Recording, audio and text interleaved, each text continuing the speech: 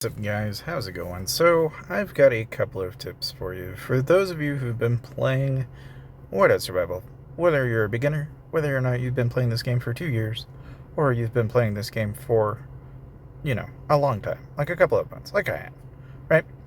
You've probably picked up on a couple of things, and I'm going to go ahead and sprinkle some of the wisdom that I've come to pick up over time. Like, for example, did you know that you can go into the challenge, and if for at any point you decide, I don't want to watch this whole thing, you can just hit retreat, and it'll auto every time. So you can do this as many times as you want, and you'll win or lose, and it doesn't matter. It will just go on by. No big deal. You'll win, lose, doesn't matter, right? You basically can just rinse, repeat. This is a really simple, easy tip, but I always bring it up. Second tip is actually relatively straightforward, but basically whenever you're doing your chief house rotations, you want to do productivity day, urgent mobilization, and then you want to do rush job. And so urgent mobilization will force survivors to work for 48 hours. Productivity day is going to give them 100% output. And then when you pop rush job, then you're getting 5 days worth of resources. And then you wait for a little bit of time and you pop festivities. That's the rotation. One thing that you always want to make sure you do whenever you decide that you're going to upgrade a building is you want to make sure you go into your chief house and pop double time. Double time is going to give you a 20% bonus to your construction speed. So, in general, one of the things that I recommend that you do, and this is kind of segue into the third tip, is that for your individual heroes, you want to have exactly 3 sets. So you don't want to have 5 or 6 or 7 sets. I'm of the opinion you need to have 1 set for infantry, 1 set for marksmen, and 1 set for lancers. Okay? The reasoning for this, and I can kind of... Let me see if I can just turn down the audio here. Okay, so basically the basic bottom line is that when you upgrade the gear for your individual heroes, you want to have 1 set of gear, and then what you can do is, so let's say for example you have the first 3. The reason why I say you should do these 3 is because now if let's suppose you need to go and defend on a wall, or you're joining a rally or what have you, then all you got to do is basically just take this set of gear off this one character and move it to the next character, and you're basically always going to have a decent set of gear on that one hero. The big thing that you have to remember is that you've got to swap it back on every time you decide to switch and swatch different heroes. Now, I mean, yes, some people are like, well, but doesn't that affect exploration? And yeah, it does. I mean, you're going to have a slight drop in your explorer's cabin. So, you're going to have some issues like that. So like this, for example, you're going to see is, it can play out in any number of ways. Of course, you can't retreat in exploration like you can in arena. So there is that catch-all to it. But the big thing I'm trying to get at to you here is that by having the first 3 sets, you're going to have the best possible sets whenever you go into PvP. And that's super helpful in the early game. Late game, when you start to actually find yourself more into generations 1, 2, and 3, which if you don't know and you're not familiar with, Whiteout Survival in general, right? You'll notice that each icon at the top left indicates what type of hero it is. Whether it is infantry, marksman, or lancer is going to be very dependent. So like, for example, Charlie is lancer, Siyun is marksman, and Eugene is infantry. And you can indicate that by the little blue icon at the top, right? But the main thing here is that each hero is, in some way, shape, or form, going to have certain statistical benefits. And one way you can indicate this is just by looking at their star level, which is also going to dictate how well they're going to do in an expedition. But it's also going to indicate, like their skill level too, because individual skills can be upgraded and brought up as well. And you can also get an exclusive gear for them, and then this exclusive is more like a multiplier in that it actually stacks a little bit more damage than what you would expect. So like 15% is really a huge boon in terms of what it adds to a rally whenever you go out and join rallies and such. The main tip I have regarding heroes in general, though, is to treat them more like something temporal. They're not to be treated as something that is going to be permanent. The reason for this is so, like, for example, a lot of people will start off with Zinman, Molly, and then you'll also get Natalia. Now, the thing is in order to have those three heroes at full peak at the start of the game is obviously very expensive. But after a couple of months, you'll have already acquired, not long after, you'll get a Gen 2 hero like Philly, a Gen 2 hero like Flint, or you may even start to notice that, okay, so what about all these purple heroes like Patrick and Sergey and even Jesse, which you started out with in the very early game? And there's totally nothing wrong with having these heroes free to play, but the biggest issue you're going to find is that over time, heroes of this tier are no longer going to be of any value to you. And in part because the expedition bonus that it has is set to 140, which even a Molly, when comparatively looked at, is the difference between 60% damage when fully maxed out. And so over time, you have to acquire these SSR heroes to get better and better quality stats and better quality loot. And so, even now I'm in Gen 4, and so by Gen 4, it's like you're leaps and bounds over even what you got in Gen 1, which renders, having heroes like Molly not as useful as, say, having a hero like Mia.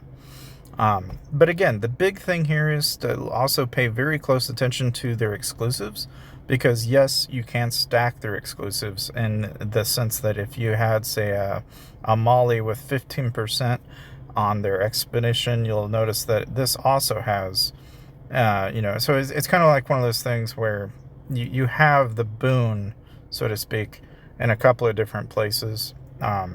So, I mean, you can basically stack certain hero lineups, in a sense, to get double the trouble and double the amount of bonuses.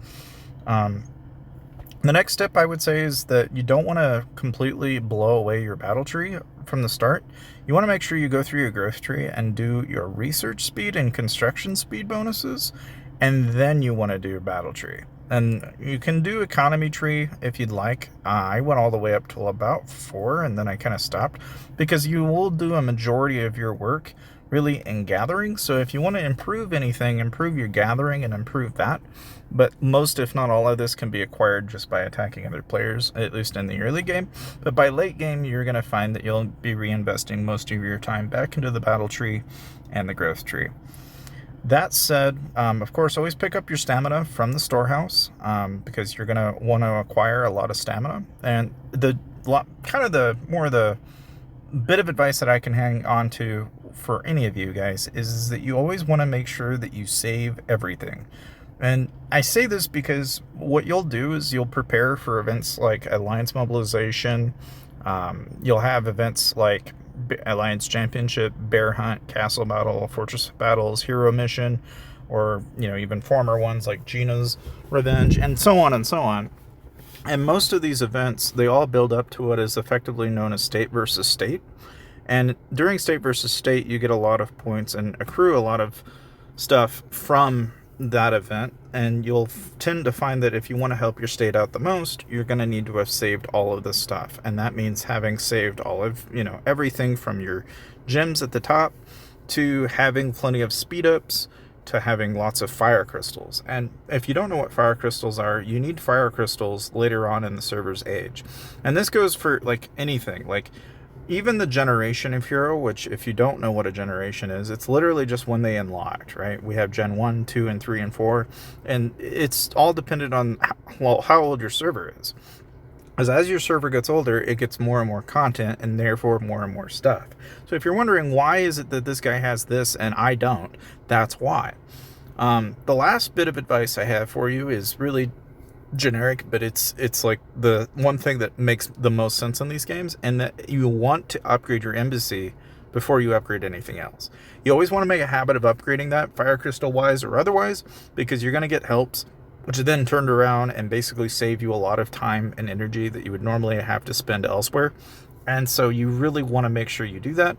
Of course, make sure you go into the cookhouse and make sure you set your production to fancy meal, and also make sure that you're and this is really kind of like one of those silly, stupid, easy things to do, but always make sure you're going around doing beast hunts, because you can get free fire crystals. And again, the big reason why I say fire crystals are a big deal is when you get the Fire Academy, War Academy, not Fire Academy. Anyway, the main thing is when you get to this, you need exactly 10,000 or so to unlock a T11 tree, which means you need a little over 40,000 to get this entire tree done. And that's not counting the fire crystals, which exceeds over a couple thousand, at least 5,000 to 6,000 just in furnace upgrades for both your infirmary and a lot of other things. So when you get early on and you actually get introduced to fire crystal, make sure you're saving these. And really, I stress this, every opportunity you can get fire crystals, take that chance. It's worth it in the late game, I promise. Outside of that, really, if you really have any other questions, I would say if you want to know how old your server is, go to the monument and go to the very top and then look for the goal met and then just subtract that time from where you're at. And you can go to the Whiteout Survival Discord and look in the guide section for the timeline, and that'll give you a really good idea of what content you can expect to see in your server, and you can kind of plan ahead and get ahead of your friends. I guess the other thing is we do have the island, which is kind of a relatively new addition to Whiteout Survival. And again, the main idea behind this really is just really straightforward. You just want to make sure that you're upgrading. Now, if you might be wondering, how do I upgrade like certain buildings? You basically need to buy that same type of building a couple of times. So like, for example, let's say I want to upgrade my blacksmith. Then in order to actually upgrade it, what I need to do is I need to buy more than one copy of it, right? And then to upgrade it, you can see that it'll actually see 1 out of 2. And so you'll have to consistently buy multiple copies of it in order to upgrade it. So in case you were wondering how to do upgrades in the, the actual island itself, this is how. Of course, you always want to do the recommendations for the Tree of Life. So you got to acquire more and more of this. And that, obviously relatively straightforward. All you got to do is basically go in here and help other people. So in this case, we're going to go, let's go over here. We'll send a help out. And you want to do this for everybody, but as you can tell, pretty cool, right? And you can also see kind of different islands that people come up with and such. So it's kind of a cool feature of Whiteout Survival. Again, one of the big things I would stress for any of you guys out there is that if you aren't at least logging in every day, one thing you can do, and if you want kind of a suggestion on things to buy in the game, I would say probably pick up your Ultra Value monthly card if you do anything at all, because the benefit of this is that over time you can acquire VIP points, and also you're going to get access to shards. And shards and books are a big thing for heroes in this game, so you need those in order to really get the long-term benefit. And you can use those to upgrade your heroes and such, which, as I said, your heroes are kind of temporal, so I recommend saving your shards and just kind of saving for a set of heroes that you're going to get in the future, and then just dump all your shards into that one hero when that generation arrives. Outside of that, if you want any other advice, I would say regarding combat, the game basically works as infantry in the front, you have lancers in the middle, and then you have marksmen in the back. In terms of what you want to do for like Alliance Championship and events like this, for example, you basically just need to have 60% of your front line being infantry. Then what you do as far as marksmen and lancers is kind of varied depending on what it is that you have the most stats on. If you don't really know that, you can easily go and check your chief gear, for example. I always recommend working on infantry, HP, and then you want to work on marksman attack. You always want those two stats higher, and the part of the reason why I say that is because you don't get to change the front line. So infantry are always going to get hit first. Marksmen are going to be doing all the damage to the infantry, so therefore it makes sense to upgrade them. Lancers are going to be hitting your marksmen because they can jump over and hit them. And the main thing with the Lancers is that if you increase their damage, you're going to kill their marksmen faster, and therefore you're going to be able to do more damage. So a lot of the time I've seen everything from a 60, 10, 20 to or 30 or even like variations on that, right? But the idea has always been that you're trying to basically min-max the amount of time you have alive, and that's part of the reason why people do that. Now, if you're wondering like what's the breaking point, it typically, if you're looking at like a report, for example, so like for example, let's say I hit like somebody with 1.1 mil to 400k, right? Like, looking at the true power comparison, this kind of gives you a rough idea of just how much in percentage you are against your opponent of what you have the least of to them. Now, if you want to compare stat bonuses, the main thing that you want to pay very close attention to is kind of in a diagonal fashion. That is to say, compare infantry attack to, say, like, for example, looking at lethality and attack are the two stats. If you don't know what the difference is between the stats, it's relatively straightforward. Attack is going to be used to cut into defense. Lethality is cut into health. And then, as you remember, infantry beats lancers, lancers beat marksmen, and marksmen beat infantry. So then all you got to do to really min-max and, suffice to say, basically know what you are up against in terms of what you need to be battering against, right? If your infantry attack is 740, but your lancer defense is 868, then you're not really going to cut into those lancers really all that well at all. And if you compare infantry on infantry, then you're doing 848 to 740, and you're not really cutting that well at all. If you compare your lethality to, say, like their health, then that also gives you a really good idea of just how well you're going to perform. And again, a lot of this comes down to, it's both gear, it's also research. So you have a lot of factors that go into this. If you want to know, like, where a lot of those major bonuses are coming from, like rally troop attack, this is, again, part of that multiplier that I was telling you about, where, this is where it's going to really make a huge difference in terms of what you're going to get for an attack bonus and a defense bonus. You've actually got a couple of things that you can do in terms of going up here, going to the growth tab. You can train more troops this way, you can gather faster, but the big bonuses are all here for troop attack, troop lethality, troop defense, troop health, and deductions for enemy attack and defense. This is why people go after forts, and they go after the bases, because they get those for free for winning those forts and those bases. So that's part of the reason why there's so much uptick for that. I will point out that, like anything, if you're a clan leader or somebody that's wanting to build an alliance, you want to make sure you're planning your banners around areas that have resource nodes. So that way you can acquire alliance resources, which you can then use to build more banners, more HQs, and acquire more and more people.